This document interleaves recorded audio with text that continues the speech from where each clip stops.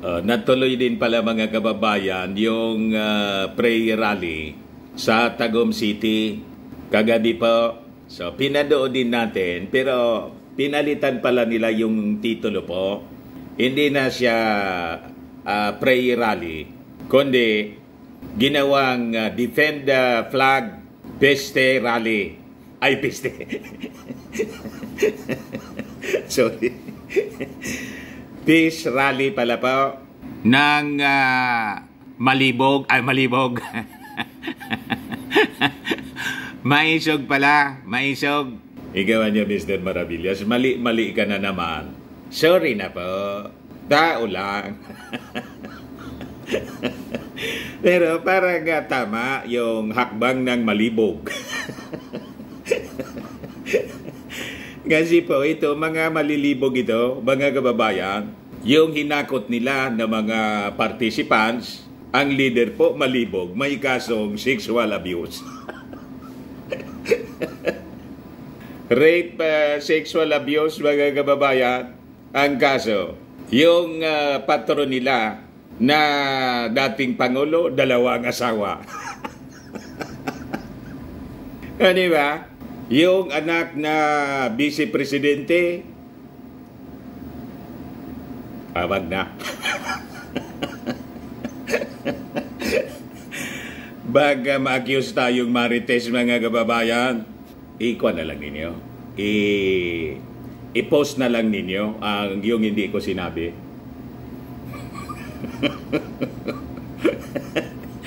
Di ba? Pero proud sila, mga kababayan, sa kanilang mga pagkatao. So, hakbang ng Malibog, hakbang ng maisog na mga duwag. Kasi nga po, nagpasindak sila sa pananakot ng China. Inadmit mismo po ni Mao Diggs, tinakot siya ni Xi Jinping, kaya handshake agreement. Yung sabi ng ating Pangulong Bongbong Marcos, magpaliwanag ka. Sabihin mo sa akin, ano itong pinasok mo na kompromiso? Di ba? So, sabi rito, Defend the Flag Peace Rally. Ngayon, questionable po, mga kababayan, kung kaninong bandila ba? Di ba? Flag ba ng Pilipinas o ng China? Kasi po, yung narrative po ng pananakot ng China na magkakagira, yun ang lagi nila pong sinasabi. Tinakot naman yung ating mga mamamayang Pilipino na isusubo sa gira ng ating Pangulong BBM, ang ating bansa. Tapos pag nagkagira daw, tatakbo pa Amerika. Kasi mayayaman yung mga Marcoses, mga kababayan. Tatakbo na lang, tatakas papuntang Amerika. Hindi mangyayari po yon, yung mga haka-haka ninyo. Kasi hindi mag-aative yung China na girahin po tayo rito with Japan, America, and the Philippines, and the allied countries po.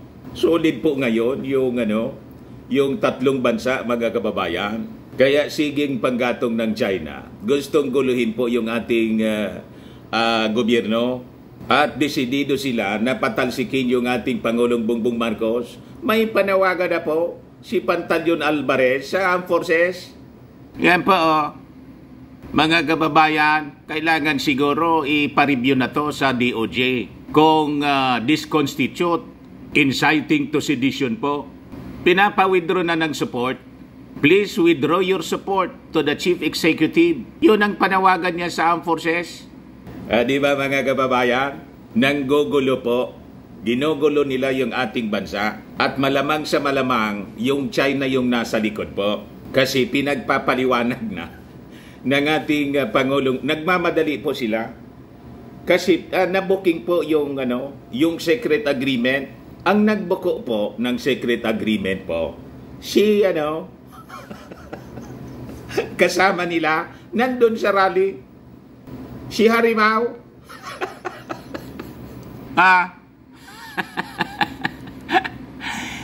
Isa daw po siya sa nabudol. Di ang ibig sabihin po, kung isa siya sa nabudol daw siya sa pag-support sa ating Pangulong Bongbong Marcos, di ba? Nasa unit team siya. Kasama siya sa mga senatorial candidate na tumakbo pero natalo po. So, ibig sabihin na Rimao, may nang uri ka ng abogado kasi nabudol ka ng non-lawyer na si President Bongbong Marcos. Sinira mo yung karir mo. Sino pa maniniwala sa'yo, Harimao? Wala nang kliyenteng maniniwala sa'yo kasi isa kang abogado. Nagpapakilala ka, international lawyer ka, brilliant. At apo ka pa ni uncle mo ba o apo? Si Joby Salonga. Tapos nabudol ka ng isang BBM. So mahinang uri ka ng abogado. Tama pa mga kababayan yung mga analysis natin? But before ko mga kababayan ibigay sa inyo yung full story ng mga kaguluhan na gawa-gawa nitong grupo ni Xi Jinping. Click subscribe muna dito sa ating YouTube channel and hit the notification bell para lagi po kayong updated ng mga kaganapan dito sa ating bansa. Like and share na rin po ninyo ng ating video. At huwag na rin po ninyo na skip yung ating mga commercial ads para tuloy-tuloy lang ang pag-unlad ng bagong Pilipinas. Sa mga naghanap po ng malinis and spacious fitness gym, punta lang po kayo sa aming Colossal Fitness Gym. We also offer Grab car rental with our brand new Toyota Innova. We also accept booking for those who are planning to travel via PAL, Cebu Pacific, and other airline companies. And bills payment for Meralco bills, PLDT, etc. Kahit saan po kayo gusto na travel all throughout the world, pwede na kayo magpabook online dito sa amin. May maya na rin po kami at may bayad center dito sa aming office. Ang Colossal Fitness Gym is located at 3rd floor Security Bank Building, Landco Business Park, Legazpi City, Albay.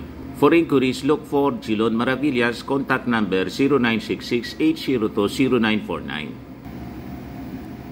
Yan po yung aming Innova. Lagi na pong matao sa amin.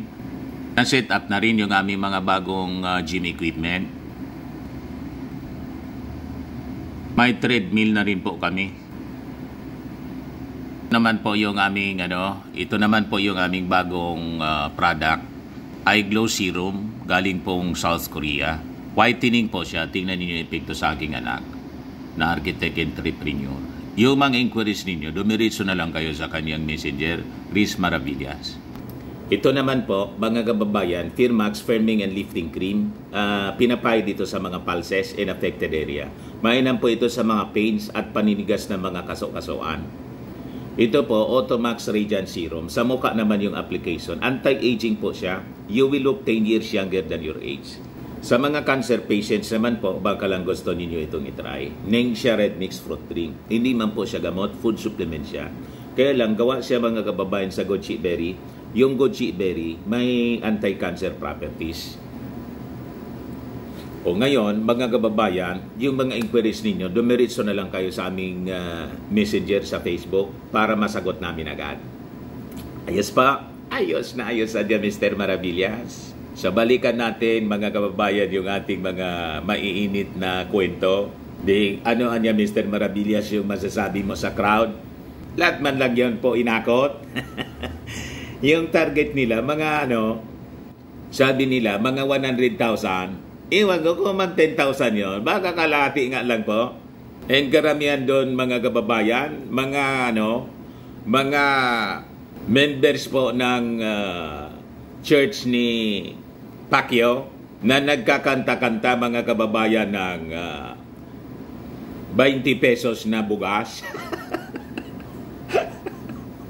Yun ang pang-asar nila mga kababayan sa ating Pangulong Bongbong Marcos na hindi man sila pinapatulan po. At saka wala silang makumbinsi sa mga mamamayang Pilipino sa kanilang mga pang-aasar. Lalong natu-turn off yung mga mamamayan kasi naririnig sa kanila. Sabi nga dito mga kababayan sa amin, gabos balok-bagi.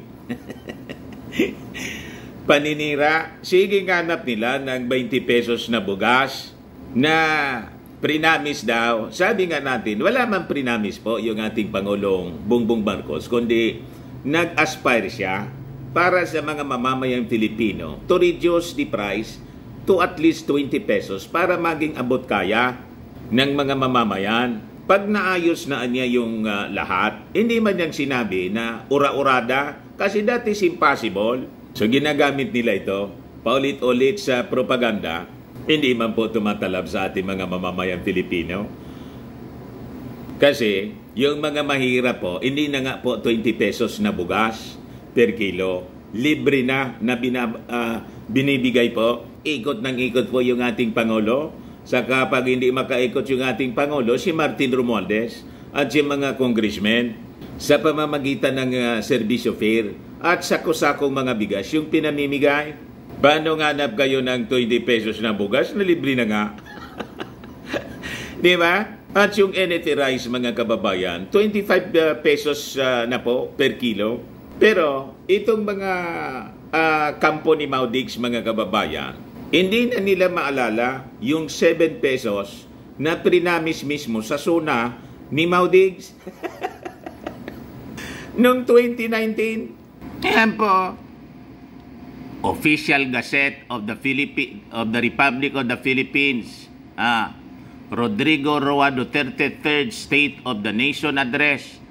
Ayan July 23, 2018. This will give us additional resources for our farmers. Reduce the price of rice by up to 7 pesos per kilo and lower inflation significantly.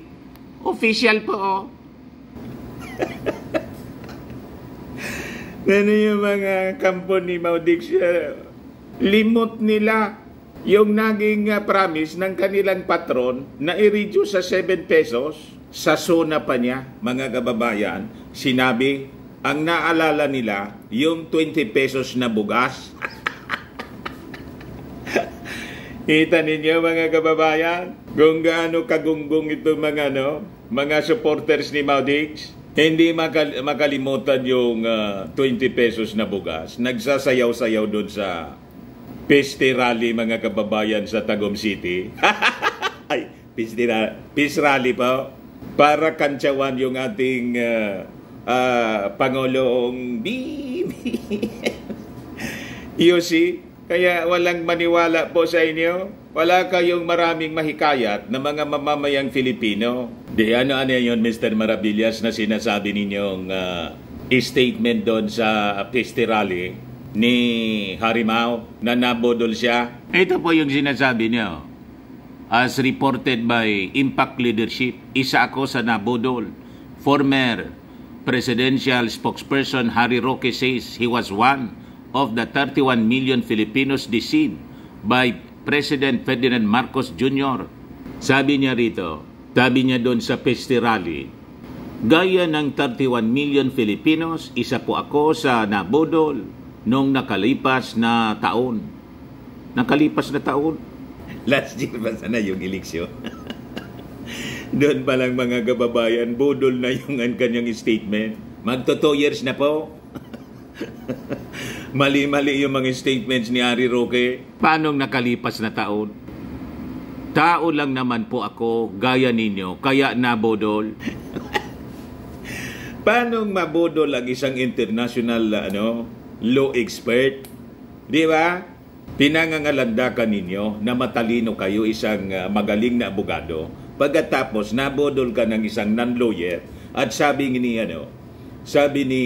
Maudix po, hindi nga daw nakatapos, second year college lang. So, partida pa pala. Malayo kayo sa talino ng ating Pangulong Bongbong Marcos. Kahit hindi tayo naniniwala sa mga sinasabi ninyo na second year college lang ang inabot ng ating Pangulong Bongbong Marcos, because that is fake news. So, napakagaling ng ating Pangulong Bongbong Marcos. Pag ganon, mga kababayan, wala kayong binatbat sa talino. Kasi kayo international expert, magaling na abogado, sabi ninyo, pero nabodol kayo, mahina kayong nilalang. Sino ba, sabi ko nga kanina, sino pa na kliyente ang maniniwala sa inyo? Kasi ibig sabihin, hindi ninyo pinag-aaralan yung inyong mga desisyon. So, anong garantiya na itong mga actions ninyong ginagawa na gusto na ninyong iluklok si Inday Sara kasi yung panawagan na mag-resign para maka-take over na kayo? Anong garantiyang tama? Na mali nga kayo eh. Noong sabi ninyo yan, nabodol kayo, mali yung desisyon ninyo. Anong garantiyang tama ang desisyon ninyo ngayon? Tama po, Arimaw? Akala ko ang pagiging presidente madadala sa pagkabuting tao, pagkabait ng isang tao. Binibigay ko po kay BBM na talaga namang napakabait niyang tao. Pero hindi pala sapat ang kabaitan. Dapat mayroong kakayahan at dapat walang bisyo. Patama niya mga kababayan, yung ating Pangulong Bongbong Marcos, tulad ng pinangangalandakan ng kanyang patron na si Maudigs, na nagagamit po ng droga at nasa lista po ng PDEA. Mismo pong mismong si Bato nagsabing wala sa lista. Chief po ba PNP? So malinaw pong propaganda, paninira lang po. Yan po mga kababayan, Senator De La Rosa kinumpirmang hindi kasali si PBBM sa narco-list. Sila mga kababayan hindi magkasundo sa kanilang propaganda at paninira, kontra. Talagang hindi po, it will not stand in court. Kaya ang ginagawa nila sa mga meeting na ganito, mga peste rally lang, para gatungan po ang revolusyon, they're inciting to sedition para po makaupo si Inday at hindi na makalkal yung secret agreement with China at saka makalibre po yung kanilang spiritual advisor na si Pacquiao sa pananagutan po sa husgado at si Maudigs po makalibre sa ICC. Kasi hanggang nakaupo yung ating Pangulong Bongbong Marcos, may sword of Damocles hanging before his head, mga kababayan.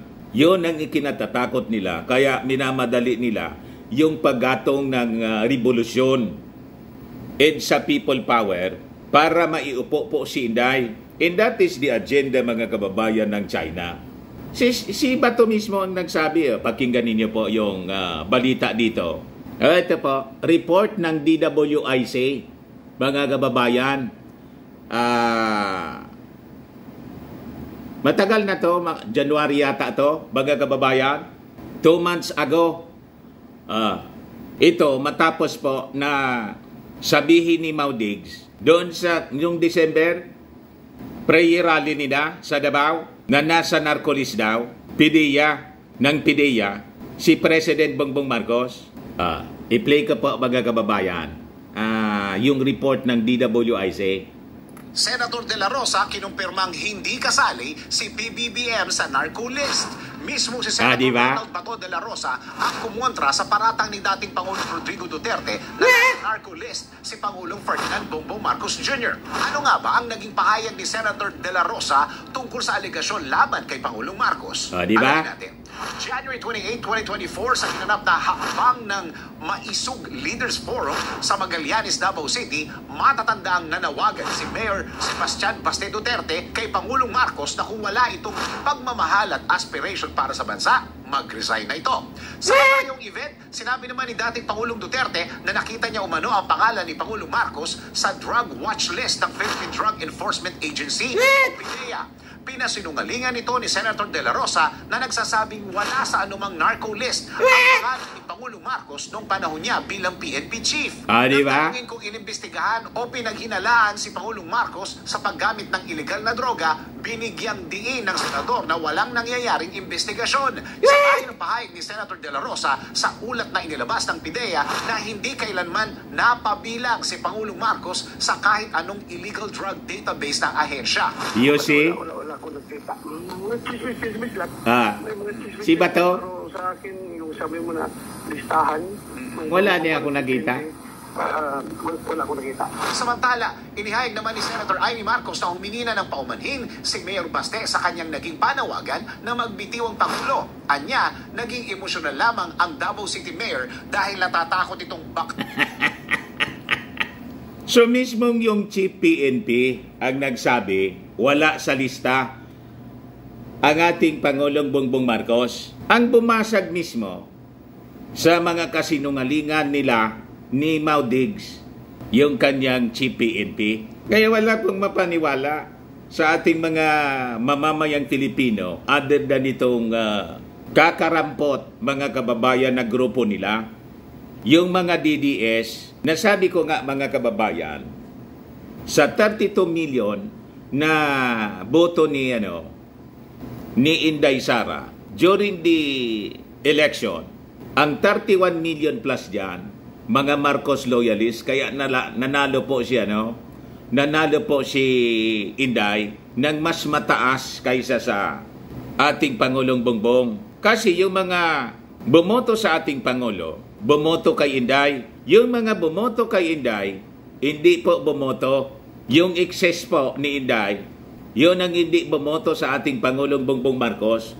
Yun kasi yung mga DDS. So, more or less, 1 million lang po. Hindi nga po mag 1 million yung lamang ni Inday sa ating Pangulo. Kaya hindi po sila hirap na hirap sila na makaipon ng maraming tao. Yung target nilang 100,000, Davao del Norte na yun po, Tagum City. Hindi nga po yun umabot yata ng 10,000. What? Yung peste rally nila. Tama po mga kababayan. Kaya wag kami Harry Roque. Pero anya Mr. Maravillas, di ba nagsalita doon si Glenn Chong? Nagsalita din po. At yung issue niya, yung pandadaya daw, hindi daw lehitimo na Pangulo yung ating Pangulong Bongbong Marcos. Ginamitan daw ng smart magic. O yan po yung issue niya. Hindi si Marcos ang legitimately elected. Former Biliran Congressman Attorney Glenn Chong says President Ferdinand Marcos Jr. was not legitimately elected, alleging an improper and illegal meeting between First Lady Lisa Marcos in the honor of Smartmatic. Ang tinuod na leader, pinakamataas na leader na tinuod ga gipili properly, legitimately, correctly, si Sara Duterte, dili si Marcos Jr., dili gyud si Marcos Jr. Mubarog ko, pinaninindigan ko ang sinasabi ko. Hindi si Marcos legitimately elected anya. Inong after na, after ng eleksyon, tuwang-tuwa ka pa kasi nga landslide. At sinabi mo pa, this is the first time anya na mangyari ito, that we have this president elected by the great majority of Filipino voters. Tapos ngayon bigla kang kambyo kasi hindi na-appoint po sa COMELEC.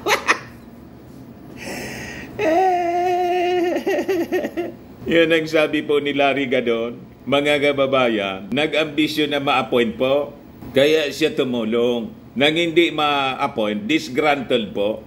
Ayon, biglang bumaliktad. Piki na yung ating Pangulong Bongbong Marcos. O di questionin mo sa sa husgado, magpa-recount ka. O di ba? Pero pag ganito po, hindi ka ba nagpa-file ng election protest? Ipabilang mo muli. Wala. Iisipin ng mga mamamayang Filipino. And in fact, yun ang nasa isip ng mga mamamayang Filipino. Mga disgruntled lang kayo kasi hindi nabigyan ng posisyon. At yung iba, tulad ni Vic Rodriguez na nandoon, kasi natanggal. Kasi nasangkot si Vic Rodriguez sa multi-million. Kaya natanggal po as executive secretary. O ngayon, biglang nagsama-sama na kayong mga disgruntled. Huwag kami Glenn Chong. Pero anya Mr. Maravillas, yung seryoso, yung panawagan na mag-withdraw na ng support yung armed forces, yung panawagan ni Pantaleon. Yun ang dapat siguro tingnan ng seryoso ng ating mga authorities, lalo na ng ating DOJ, pati po ng Congress. I think dapat isama na sa dapat imbestigahan po si Pantaleon Alvarez in aid of legislation ng Kongreso. At tingnan kung dapat na bang i-expel si Pantaleon Alvarez kasi kasama ito ni Mau Diggs po sa gustong ihiwalay ang Mindanao sa Pilipinas. That is a violation of our Constitution, mga kababayan. At ito, tingnan ninyo na itong panawagan, if this constitute inciting to sedition, nanggugulo po sila. Gusto nang pawithdrawin po, mga kababayan, yung armed forces, ginagatungan po, ini-incite. Di ba yun ang ibig sabihin ng inciting to sedition? Sabi rito, please withdraw your support to the Chief Executive, former House Speaker in Davao del Norte 1st District Representative Pantaleon Alvarez urges the armed forces of the Philippines to withdraw their support for President Ferdinand Marcos Jr., which would inevitably lead to his resignation. Ayan po siya. So tingnan ninyo ito. I-review ng mga abogado ng ating gobyerno, ng DOJ siguro. Nakikiusap ako sa inyo, we don't have to each other. We don't have to fire a single shot. Simple lang, sa mapayapang paraan, please withdraw your support to the Chief Executive. Pag po nag-withdraw kayo ng suporta sa kanya, wala na siyang ibang magagawa kundi bababa sa pwesto. Hindi ba ginagatungan niya po yung Armed Forces of the Philippines to act against the Commander-in-Chief, the duly elected President by landslide ng ating mga mamamayang Pilipino? Di ba malinaw po yon? Ito po yung inciting to this provision on the crime of inciting to sedition under Article 142 of the Revised Penal Code. O sabi dito, the penalty of prison correctional in its maximum period in a fine not exceeding 2,000 pesos shall be imposed upon any person who without taking any direct part in the crime of sedition should incite others to the accomplishment of any of the acts which constitute sedition by means of speeches, proclamation, o speeches po yon, writings, emblems, cartoons, banners, or other representations tending to the same end, or upon any person or persons who shall utter seditious words or speeches, write, publish, or circulate scurrilous libels against the Republic of the Philippines or any of the duly constituted authorities thereof, or which tend to disturb or obstruct any lawful officer in executing the function of his office, or which tend to instigate others to cabal and meet together for unlawful purposes, or which suggest or incite people against the lawful authorities, or to disturb the peace of the community, the safety and order of the government, or who shall knowingly conceal such evil practices. Kita ninyo, mga kababayan, pwede ngang masabit, pati yung kasi sa buwatan ito, pati yung nagbigay ng permit para po doon sa Piste Rally, dapat isuspend. Di ba niya, Mr. Maradilla, suspended na yung gobernador? Tama yon, na-suspend, mga kababayan. Pero iba man yung reason. Although kinukunik ni Pantaleon dito, pero iba man po yung rason. Mamaya ibigay ko sa inyo yung reaction mismo ng ating Pangulong Bongbong Marcos sa suspension ni Gobernador Edwin Hobahib. Kaya wag po kayong nagpapaniwala dito sa mga taong ito. Nanggugulo po sila at namimihasa. Kung hindi aaksyon yung ating mga authorities, namimihasa sila. Kasi ito pong grupong ito ni Mau Diggs, ito na ngayon yung bagong dilawan. Yung dating dilaw, naging green na po. Green yung pag-iisip. Kasi mga bastos, mga malaswa, hakbang ng malibog. Hindi man po maisog kasi kung maisog sila, dapat sana ang kanilang mga actions tulad ng aksyon ng ating Pangulong Bongbong Marcos naninindigan para po sa ating bansa against aggression ng China. Di po ba? Yan ang totoong maisog, naninindigan, never niyang hayaan that any attempt ng isang foreign power na kamkamin yung ating territory. Pero yung tiklop kaagad, ang dali mong masindak sa pananakot ng China ay kabaliktaran po ng pagiging maisog. Ang totoong maisog, valiant leader po. Mga kababayan, talagang totoong matapang yung ating Pangulong BBM. Pero ito mga taong ito, lahat lang po ablada, sabi dito sa amin, lahat daldal. At yung mga nilalabas sa bibig, lahat po kasinungalingan, rihas, lagi na lang bugas, lagi na lang pulburon. Yung sinasabi nilang narcolist, mismong yung dating PNP chief nila, si Senator Bato, nagsabing wala man na niya sa lista. Binasag mismo ng kanilang kaalyadong si Bato.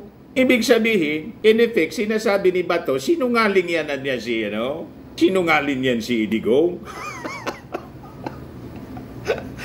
Pinasinungalingan niya yung narcolis ng PIDEA na sinasabi ni Digong na nakita daw niya. Nakita mo pala kung totoong nakita mo.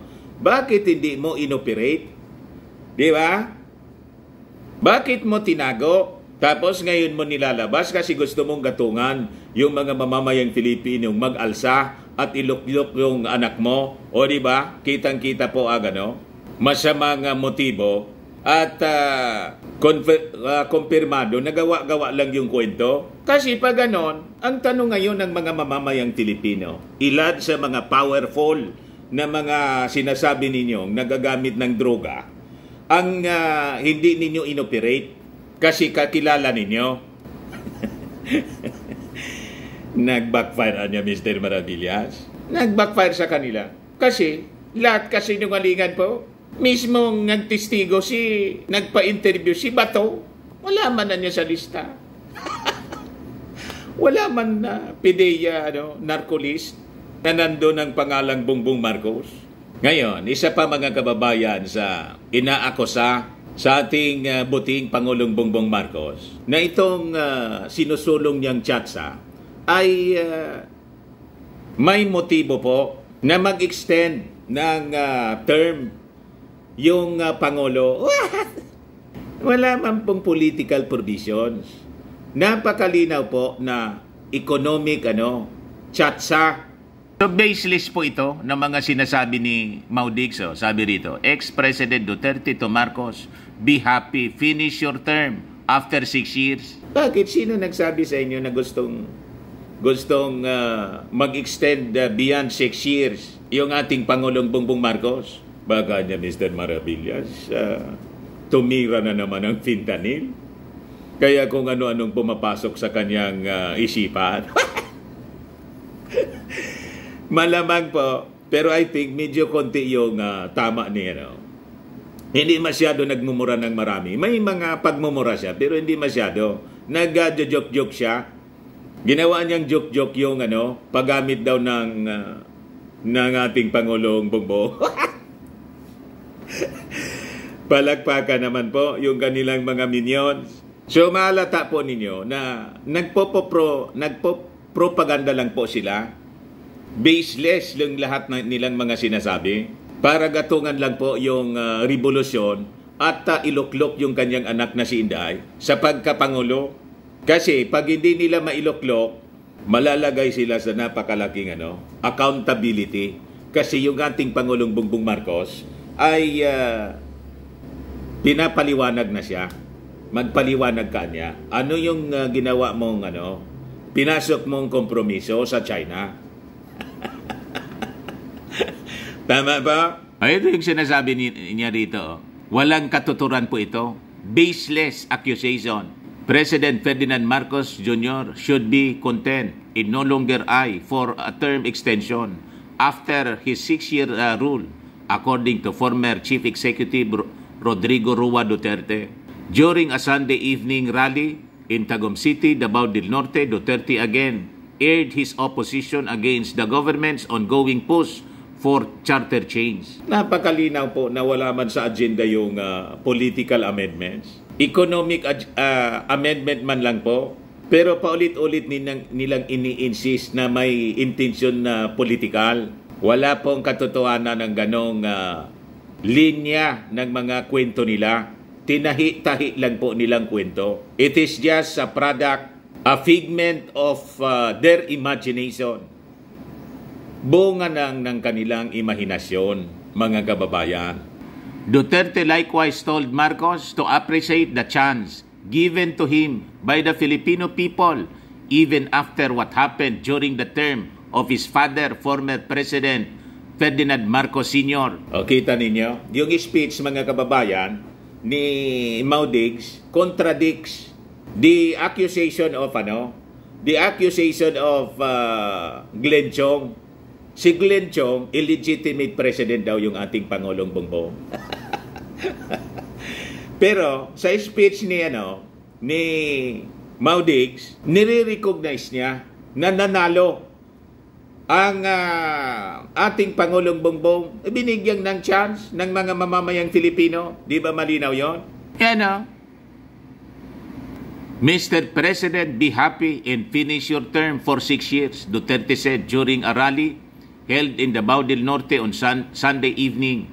Be content that God gave you a chance to serve the country as president despite or in spite of bad history during your father's term.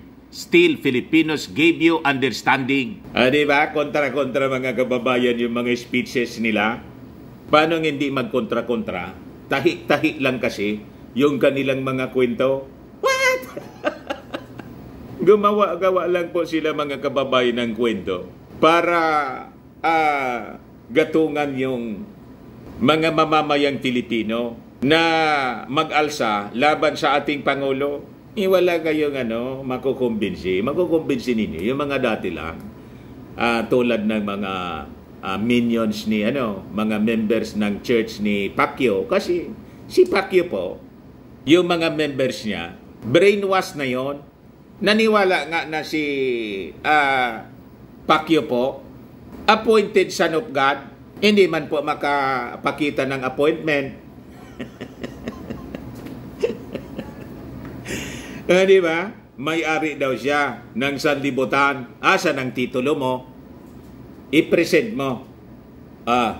Saan galing opisina? Di ba? Magpakita ka ng titulo ng iyong pag-aari ang sanlibutan. Anong registry of deeds? Hindi man nagtatanong yung kanyang mga members. Basta naniwala na lang sila sa kwento ni Pacquiao. What? O, di ba? Mga kababayan, dapat pag nagsabi kang appointed son ka, may appointment ka galing sa ama mo. Pakita ka ng written appointment. Tingnan sa Bible, kasi yung Bible yung ng Word of God. Tingnan kung may nakalagay doon na Apollo Kibuloy. Wala man po. Walang ganon. Ang may-ari ng langit at lupa, yung anak tagapagmana, mga kababayan, the only Son of God, yung ating Panginoong Jesucristo. And He is the only mediator between God and man, the Lord Jesus Christ. Yan na nasusulat po. Wala man pong kibuloy doon. Yan po, 1 Timothy chapter 2, verse 1 to 6. For there is one God, and there is one mediator between God and men, the man Christ Jesus, who gave himself as a ransom for all, which is the testimony given at the proper time. Nakita ninyo yung pangalan ni Pacquiao? Ano kayo? Mga ignorante kasi kayo. Hindi kayo nagsisiyasat, basahin ninyo yung Bible by yourself. By yourselves. Hindi yung nakikinig ka lang sa pastor ninyo. Ngayon, ano nangyari sa inyo? Naniwala kayo sa false teaching niya. Wala man pong pangalan niya na na-appoint siya. At siya yung tagapamagitan, mediator between God and man. Walang iba po, yung ating Panginoong Jesucristo, napakalinaw po sa talata. Itong mga politiko po, palibasa, hindi din nagbabasa ng Bible. Si Maudix, di man siya nagbabasa. May mga quotation siya, pati si Inday, yung Ecclesiastes. A time for everything. In everything there is a time in there is a season in time. Hanggang doon lang yung kanilang mga nalalaman po sa Bible. Pero mali man yung kanilang mga pakaunawa. Ayon, naging mga lagalag silang kaluluwa. Kasi pati yung pastor nila, lagalag. Bulaan. Di ba? Sabi ko nga, gusto ninyo ng tamang turo ng Bible? Makinig kayo kay Congressman Benny Abante. Pastor po yon, si Congressman Benny Abante ng Manila. Siya ang may tamang turo po ng kaligtasan. Siya yung may tamang pagkaunawa ng Bible. Nagkita nga kami doon sa Congress nang ma-invite tayo. Ito siya. Ito ang totoong tagapagturo ng salita ng Diyos. Congressman Benny Abante po ng Manila. He is a godly man. I encourage you. Manood sa kanya. Ito po yung page niya, mga kababayan, sa Facebook. Metropolitan Bible Baptist Ecclesia. Yan po. Yan po si Pastor Benny Abante, Congressman. Kung kilala ka ng Panginoon. Ito pa pinakamaganda. Hindi lamang ikikilala ng Panginoon, kundi kikilalanin ka ng Panginoon. Yan po siya, mga kababayan, Congressman Benny Abante. Pakinggan ninyo yung sinasabi niya na ang totoong mga tupa ng ating Panginoon, kilala ang kanyang boses po. Hindi yung nagpapanggap po na disappointed siya. Wala man siyang appointment. Inassume niyang appointed son siya. Ayan tuloy po. Ang daming napapaniwala, ng daming nabiktima. Kaya nga po may kaso siya. Mga kababayan, may kaso sa Amerika. May kaso dito sa Pilipinas. May kaso pa sa Kongreso. Nadamay pati yung kanyang istasyon. You see? May kaso siya sa Senado. Pinaganap ng batas, yan ang pinaniwalaan ninyo. Yan ang tropa po ni Maudix. Kaya lahat po sila lagalag. Kaya makikita ninyo sa kanilang mga pag-uugali. Lahat ng mga sumapi, masasama po yung ugali. Makita mo sa mga pananalita nila. Si Pastor Benny Abante po, siya ang totoong guro ng salita ng Diyos. Hindi mo siya maringgan ng masamang pananalita po. Paninira sa kapwa. Never advocate to rebel against established, duly constituted authorities. Kasi nga po, ang turo sa Bible po, mga kababayan, pasakop tayo sa gobyerno. Tama po? Pakinggan natin si Pastor Abante. We know Him, but better for us to realize that God knows us. But it is best for us to know that God recognizes us. My sheep hear my voice, and I know them, and they follow me. Ang aking tupa. Inangkin niya na, di ba? Ang aking tupa. Ibig sabihin yan, ang siya ang totoong tupa. Mga anak. Ayan. Totoong anak ng Diyos. Hindi ka makinig, hindi ka anak. Napakasimple, di ba? At kilala ko sila. Kung hindi ka niya nakikinig, hindi ka anak. Isang magandang bagay kung kilala mo ang Panginoon eh. Pero mas maganda kung kilala ka ng Panginoon. Ito pa pinakamaganda. Hindi lamang ikikilala ng Panginoon, kundi kikilalanin ka ng Panginoon. Therefore, it is already good for us to know that we know Him, but better for us to realize that God knows us. But it is best for us to know that God recognizes us. Yan ang tama pong turo. Hindi yung turo po niya, no? Kaya lagalag po. Yung mga members po ni Pacquiao, lagalag. At yung mga naniwala sa kanya na mga politiko, lahat sila lagalag. Mga kababayan, never yan makapasok po sa langit. Papasokin ba naman siya ng ating Panginoong Jesucristo? Dinitron na niya yung ating Panginoon. Pinalitan yung posisyon. Siya na ang pumalit sa ating Panginoon. Siya na yung may-ari ng universe, ng sanlibutan, at ng gagatong mga kababayan ng rebellion. Yun ang mga naniniwala sa kanya. Gustong papag-alsahin yung ating mga mamamayang Pilipino na nanawagan sa military to withdraw support to the President. Napakalinaw po ang sabi sa Bible.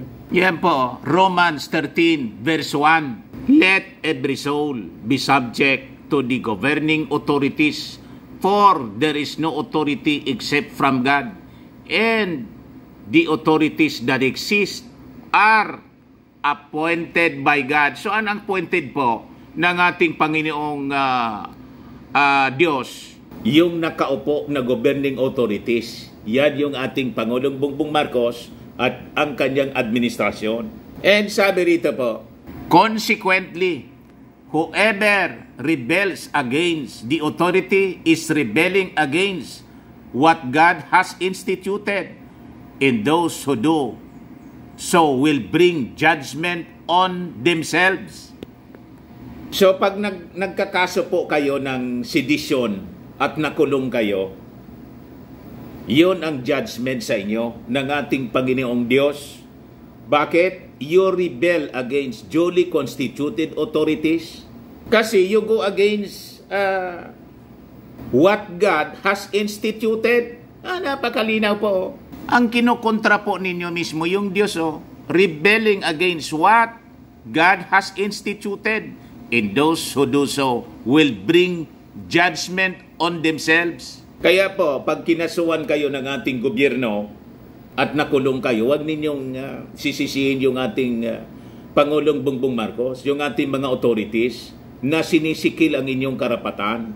Kasi po, ang may gawa niyan kung kayo'y makulong dahil sa inyong kasalanan, yung judgment sa inyo na ipinatong dahil sa inyong mga gawain. Tama pa? Kayo yung may gawa. Kaya kayo nakalaboso pag nangyari ang ganon. Kaya I appeal to the duly constituted authorities, to our DOJ. I-review po ninyo itong ginagawa ng grupo ni Mau Diggs. Lalo na itong si Pantaleon. Pares po si Mau Diggs nananawagan po sa Armed Forces, pati sa PNP. Ngayon po, malinaw, pinapaalsa niya yung military. Mr. President, hindi mo na sinusunod yung demokrasya, and you are veering towards a more authoritarian government. Mahirap yan. I'm just warning you. Ako, isa talaga sa hindi papayag. Kung magtatanong ka, what I intend to do, I will raise hell one day. And I would ask the military and the police to join me, not to force you out of the office. We will just air our sentiment for you, not to forget that the Philippines is a democratic state. Yan ang sabi niya yung April 11. Di ba malinaw yon, mga kababayan? Inciting to sedition, mga kababayan. So ito yung resulta po ng maling turo ni Pacquiao. Unbiblical po, mga kababayan. So, I think kailangang i-review itong mga statements na to na pinalabas nila para kung dapat nakasuhan sila for inciting to sedition, kasuhan po para mapanagot sa batas at hindi na po sila tularan ng iba pa na mga politiko na hindi makapaghintay. Just like yung mga dilawan, mabrul ang gusto po nila. Wala silang pagrespeto sa duly constituted authorities. Ang gusto nila, sila lang ang irespeto. Pag sila nasa posisyon, okay sa kanila. Pag hindi na sila nasa posisyon, kailangang tanggalin na. Pag hindi nila nagustuhan, hindi sumang-ayon sa kanilang agenda. Tama pa, mga kababayan? Ayan man lang. ang ating discussion ngayon. Ako po si Dante Maravillas. Bye-bye po. God bless.